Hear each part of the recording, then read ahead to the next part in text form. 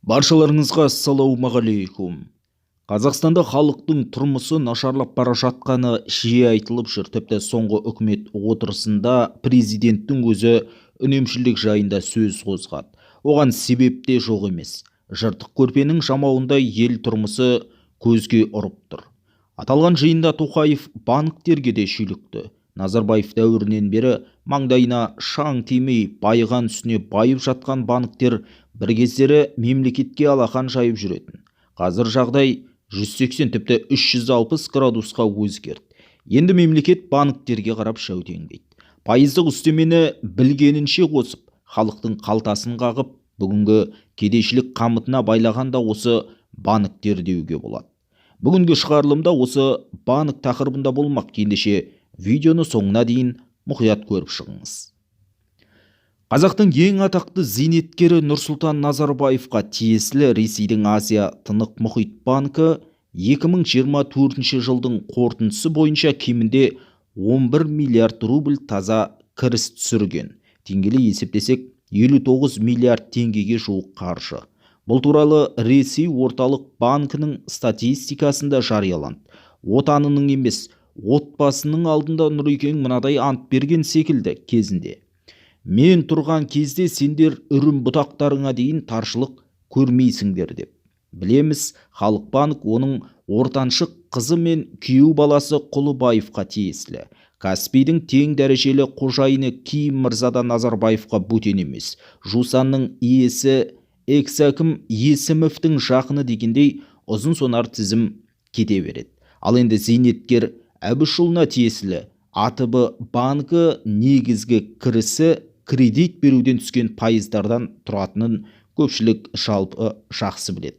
Пайыздық түсімі 31 миллиард рубльге жетіп отыр.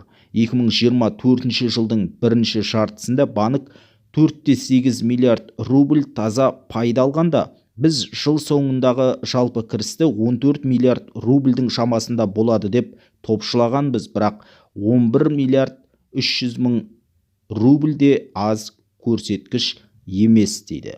Былтырғы жылдың жазында АТБ банк басқарма төрағасын ауыстырған болатын. Қазақ банкері Мұрат Жаукеновтың орнына тәжірибелі қаржыгер Мигель Маркарианс келген еді. Мұрат Жаукенов өз кезегінде жақсы жұмыс істеп, банктың табысын арттырып берген. Ал Мигель Маркарианс сол жолды жалғастыра білді. Осымен Нұрсұлтан Назарбаев Азия Тынық мұхит банкін сатып алуға кеткен ақшаны толығымен ақтап алды. Азия Тынық мұхит банкі 2022 жылы 325 миллион рубль, 2023 жылы 8 миллиард рубль, 2024 жылы 11 миллиард рубльден астам таза пайда алып келді. Бәрін қосса 20 миллиард рубльге жуықтап қалады. Ал Назарбаев АТБ банкін 2021 жылдың аяғында Ресей орталық банкі өткізген аукционда 14 миллиард рубльге сатып алған болатын. Демек, ол банкке кеткен шығынды 3 жылдың ішінде қайтарып қана қоймай, оның үстіне 5 миллиард, тіпті 6 миллиардқа жуық ақшаны қосып таза пайдаға шығып отыр. Бұл 30 миллиард теңге бұл күнде Назарбаевтың қолында жыл сайын кемінде 10 миллиард рубль пайда алып келетін банк бар деген сөз. Оның Ресейде бизнесмен ретінде бағы жанды деп айтуға болады.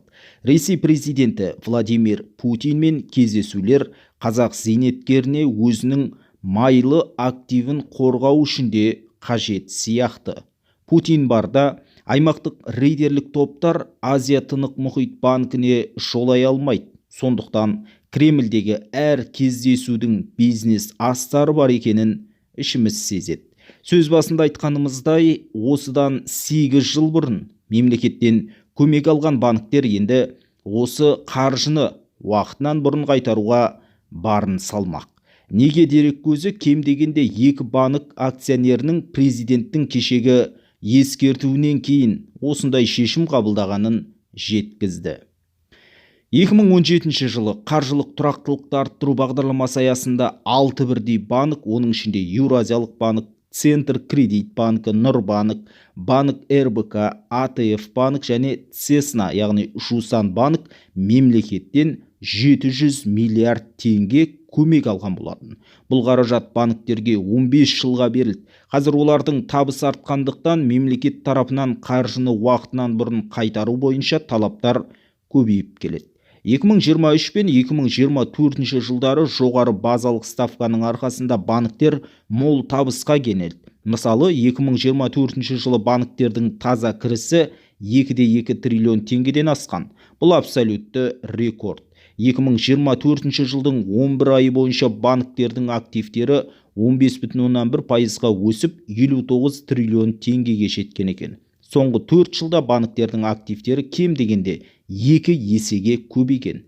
Депозиттердің базасы 13,3%-ға ұлғайып 40 триллион теңгені құрады, ал кредиттік портфель 35 триллион теңгеге жетіп отыр. Осы кредиттердің басым бөлігі жеке тұлғаларға тұтынушылық несие ретінде берілген, яғни сіз бен біз секілді азаматтар банктерден несие алған. Экономикаға тартылғаны бар жоғы шамамен 12 триллион теңге. Үкіметке банктердің экономиканы қаржыландыруға құлықсыз екені тіпті ұнамайды.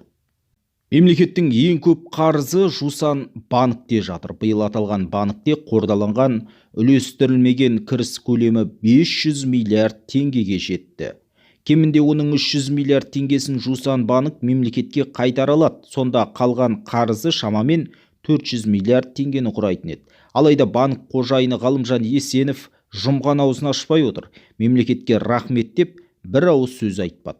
Өз кезегінде РБК банкі мемлекетке кемінде 214 миллиард теңге қарыз. Кешеден бері РБК банк қожайыны Владимир Ким мен Центр кредит банкінің қожайыны Бақтияр Байсейітов қарыздың қомақты бөлігін мемлекетке биыл қайтару жолдарын қарастыра бастады, дейді неге дерек көзі. Тіпті банктың өзінде ол әсіресе РБК-ға қатысты қарыз қайтаруға резервтер жетпей жатса, оны акционер басқа компаниялардан тартуы мүмкін. Банктер жаңа Қазақстанмен жауласуға дайын емес, сондықтан президенттің биылғы рефлексиясына кемінде орындап жатқандай түр байқатуы керек. Келесі аптадан бастап қарыз қайтарудағы ИБД кезеңін көретін боламыз.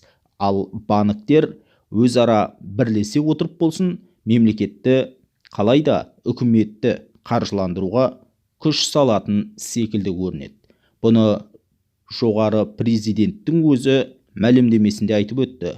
Бұған дейін сендерге біз көмек көрсеттік, сыйға сый, сыраға бал дегенде, енді бүгінгі үкіметтің экономикалық жағдайын тұрақтандыруға көмек ретінде банктер қолдан келгенше өздерінің қаржыларын аямауы тиіс.